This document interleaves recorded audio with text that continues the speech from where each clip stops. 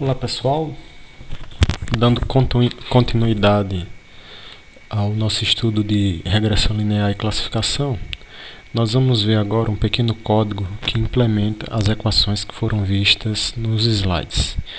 Então, antes de continuar com o código, vamos dar uma olhada aqui nas equações que nós estávamos trabalhando no vídeo anterior. Então, aqui estão as equações para beta 0 e beta 1 estimados a partir dos dados. Lembrando que essas equações foram obtidas a partir de derivadas parciais em relação a beta 0 e beta 1. Essas derivadas parciais deram origem a duas equações com duas incógnitas. Nós colocamos isso no sistema de equações, resolvemos o sistema de equações e chegamos a essas duas equações, uma equação para a estimativa de beta 0 e uma equação para a estimativa de beta 1. Agora, voltando ao código, vamos dar uma olhada como isso poderia ser implementado em Python. Então, eu não vou explicar muito sobre como Python funciona, eu estou supondo que você sabe programar o básico de Python. Aqui eu estou fazendo alguns imports que serão úteis para o nosso código. E eu vou começar criando um estado aleatório, uma semente aleatória, para permitir a reprodutibilidade do código. Vou carregar a base de dados Iris Dataset. Então, relembrando, essa base de dados ela é formada por 150 linhas de amostras. Essas 150 linhas representam dados de três tipos de flores: íris, íris virgínica, íris versicolor e outra categoria de íris.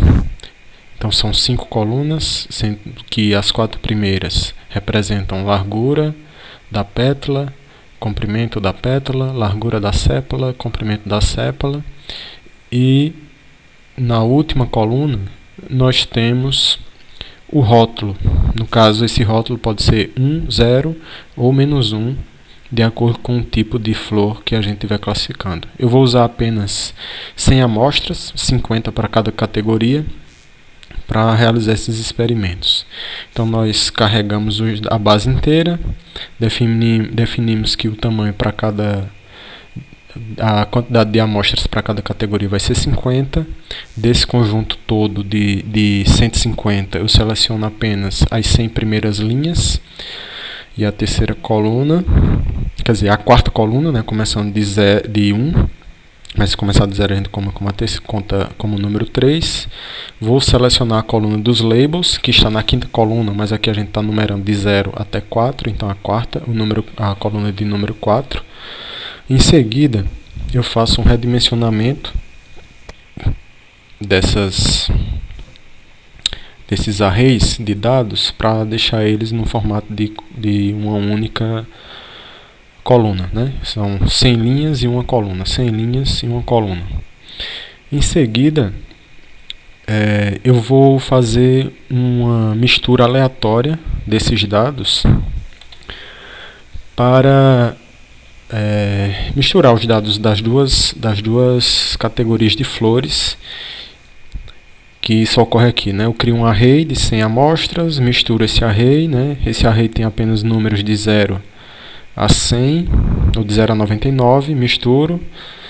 Depois eu uso esse array como um índice tanto para minhas amostras quanto para os meus rótulos. Aí da base de dados total que eu tenho, que são 100, né, porque eu extraí 100 daquelas 150, eu pego as 70 primeiras para criar uma base de treinamento e pego também os rótulos dessas 70 primeiras. Pego as 30 restantes, né, 30 amostras restantes para ser a minha base de teste. Pego também os 30 rótulos restantes dessa base para ser os rótulos da minha amostra de teste. Lembrando que embora aqui na equação, nas equações, a gente tenha as equações com somatórios, e isso poderia ser implementado utilizando um loop for ou vários loops for, eu resolvi fazer de modo vetorial, né, para reduzir a quantidade de linhas e deixar o processo mais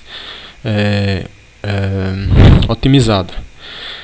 Então, aqui nós temos o cálculo da média, utilizando a função do NumPy lá do Python, a média das amostras de treinamento, a média dos valores dos rótulos. Aparentemente não faria sentido num problema de classificação a gente falar de média de rótulos, mas como aqui a gente vai tratar de regressão, o y pode ser, o y que no caso são os rótulos, né? Eles podem ser, faz sentido a gente achar a média deles. Então nessa equação de beta 1, a gente tem o numerador e denominador. Então, para simplificar, eu criei duas equações diferentes, uma para o numerador, outra para o denominador. E aqui no numerador a gente tem o somatório do produto dos dados de treinamento menos a média dos dados de treinamento vezes os rótulos menos a média dos rótulos. E no denominador nós temos dados de treinamento menos a média dos dados de treinamento elevado ao quadrado e somado. Depois eu divido o numerador pelo denominador e obtenho a estimativa de beta 1. Como o beta 0 é obtido em termos de beta 1, nós calculamos o beta 0 como sendo a média dos rótulos menos beta 1 estimado vezes a média dos dados de treinamento. E aí nós podemos agora estimar o nosso y a partir de beta 0, dados de teste e beta 1. E imprimimos aqui só para uma checagem beta 0 e beta 1. Então, uma coisa muito importante que deve ser ressaltada aqui é que quando a gente vai fazer a regressão, não é necessário fazer todas essas contas, todas essas equações, porque como vocês já devem ter percebido aqui no cabeçalho, existe a biblioteca scikit-learn que já tem um modelo linear implementado para que você dê os dados como entrada, dê os rótulos como entrada e ele calcula os seus beta 0 e beta 1. Aqui eu estou mostrando com todo esse detalhamento para a gente ver como implementar o que foi explicado no slide do vídeo anterior. Mas nós podemos simplesmente importar esse modelo linear do Python, do scikit-learn, e aplicar os dados de entrada nele, como você pode ver aqui na linha 56. Você cria um modelo de regressão, Linear Regression, e treina esse modelo. Treina como?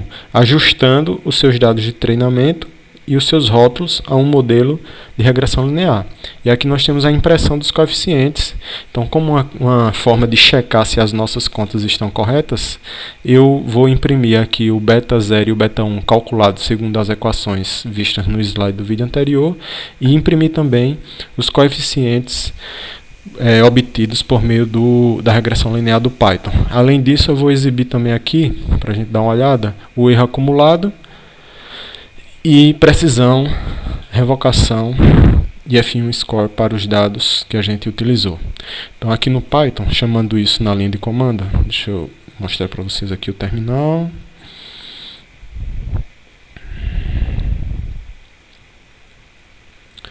Pronto, deixa eu aumentar a fonte. Certo, então para chamar aquele código lá no Python, você faz Python 3 e o nome do script. O nome do script é o nome do arquivo, então o nome do arquivo aqui é Simple Linear Regression. Então, Simple Linear Regression. Aí você dá Enter e o programa vai ser executado linha a linha, aguardando um pouco para ele carregar os dados e fazer o processamento.